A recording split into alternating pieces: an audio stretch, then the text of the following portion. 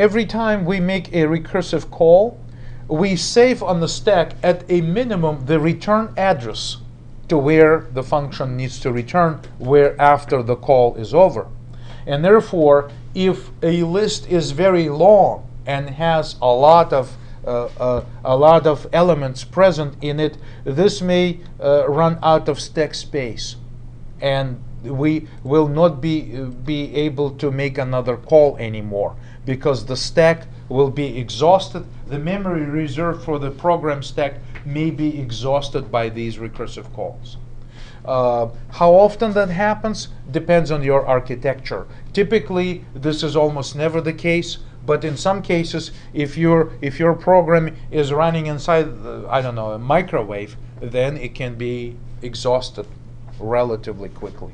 So again, it's just something that is a bit of a concern. However, at the same time, typically with those trivial calls, in many cases, compiler optimization may actually remove function call whatsoever and restructure your own program, optimize it, so there is no function call which actually does take place in this case.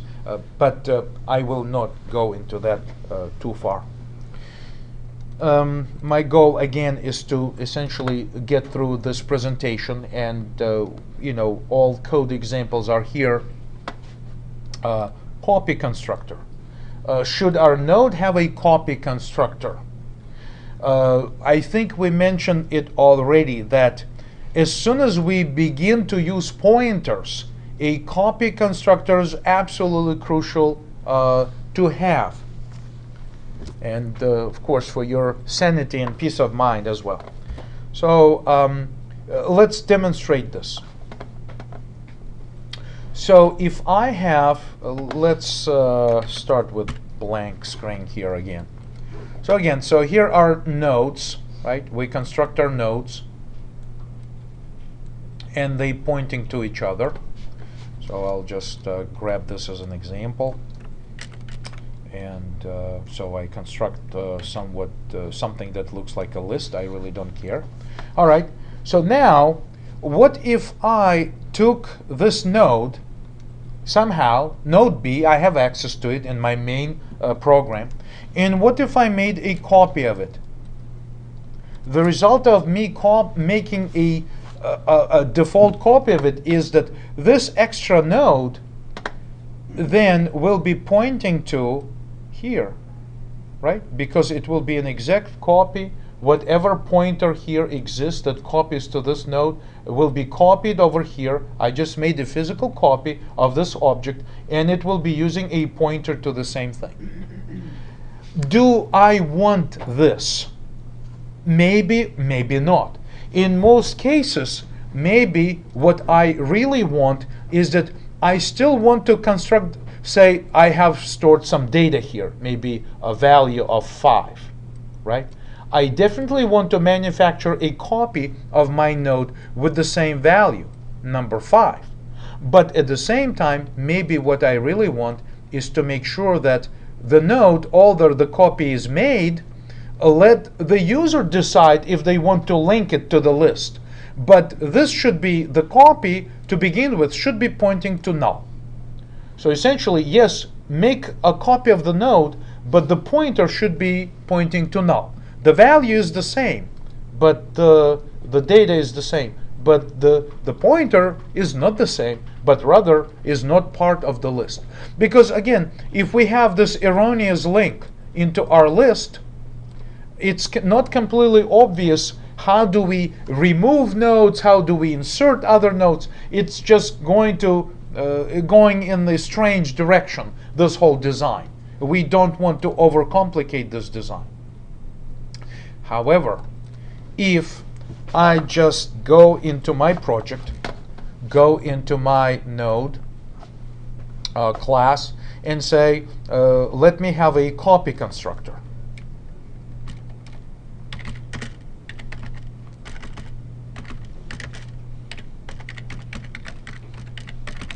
So the copy constructor for the node class will be taking a reference to another node.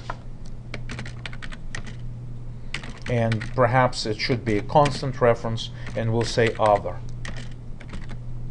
Okay, so this is the signature of the copy constructor. We had this conversation where we said we can control the semantics and the actual creation of copies of our objects by simply introducing a copy constructor. So let's write some code for it. By analogy with the existing constructor, this is a specific constructor, we can say, all right, let's have a copy constructor.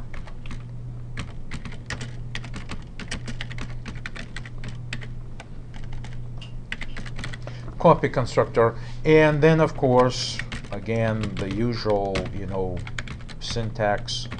So this is our copy constructor. So the copy constructor wants to do exactly what this thing does, initialize the data members.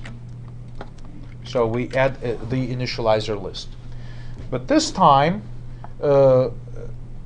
we want to set the pointer to another node to null. That's exactly what we want to do. This is the copy.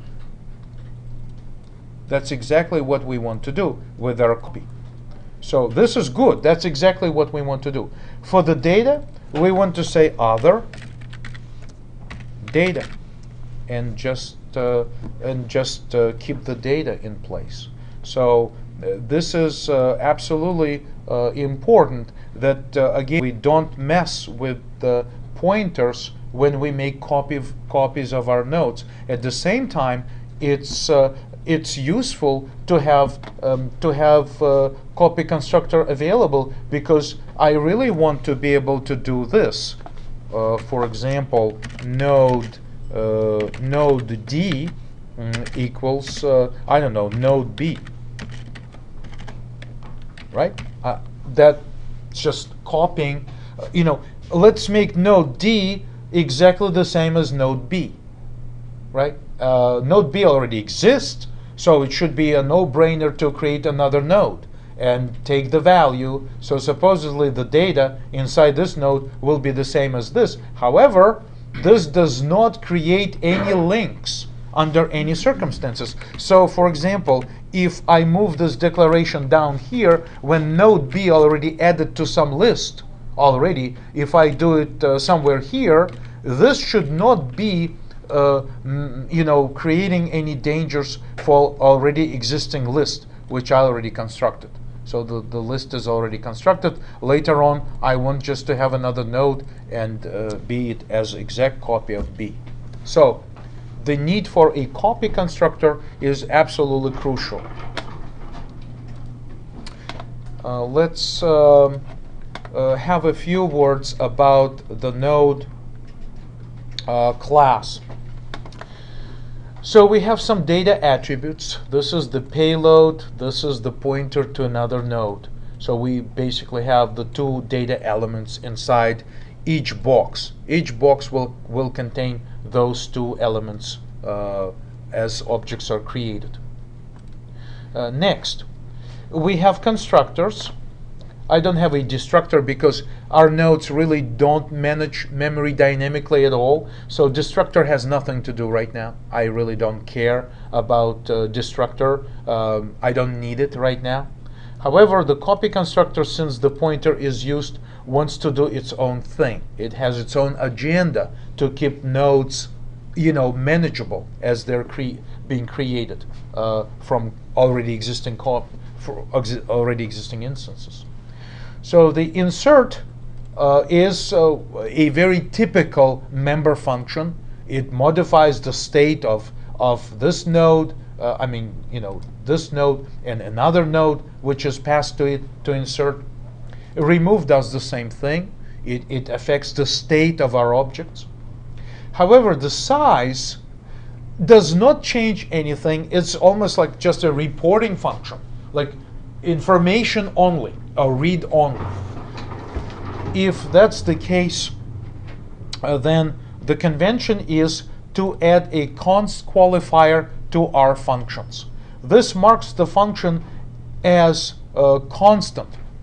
Let's explore the possibilities here. For example, size. Where is the implementation of size? Let me save this first.